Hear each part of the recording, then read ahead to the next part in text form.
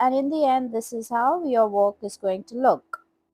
Hello and welcome back. Today we are going to see another beautiful geometrical mandala. We are going to start with finding the center of our sheet first. Divide your sheet into 4 equal parts so that you get the center. For the next step, place the protractor in the center and mark every 20 degrees. 20, 40, 60, 80. Same thing on all the 4 sides, 20, 40, 60 and 80. On the other side also 20, 40, 60, 80. So it should be the difference of 20 degrees. For the next step, just mark 6 centimeters, take your compass and draw a 6 centimeter circle, reference circle, and then just join the opposite 20-degree markings which we have just done with our protractor.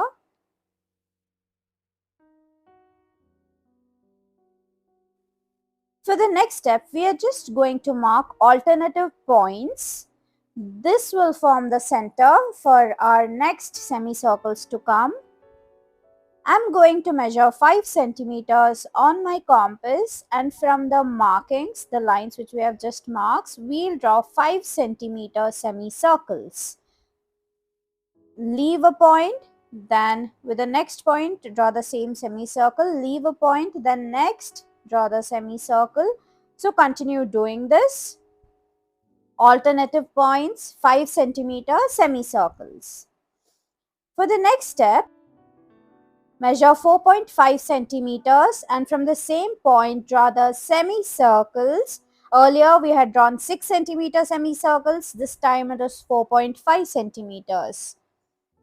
After that, I'm going to darken up the same design with the ink now. See how I'm leaving some portion in between where it's going to overlap.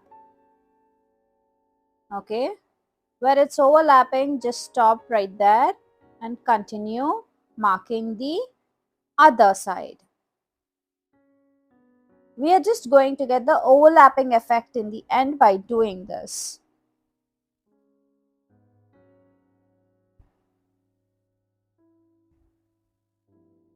Now for the next step, increase the length to 6.2 centimeters and draw the outer lining of 6.2 so that we'll get the outer lining. So continue with the 6.2, a little less or a little more is fine. We just need the outer lining.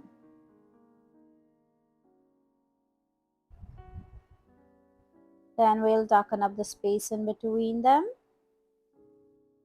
For the next step, we'll just add circles inside of the petal. See how I'm doing it on one side first, then on the other side we'll draw the inner lining next.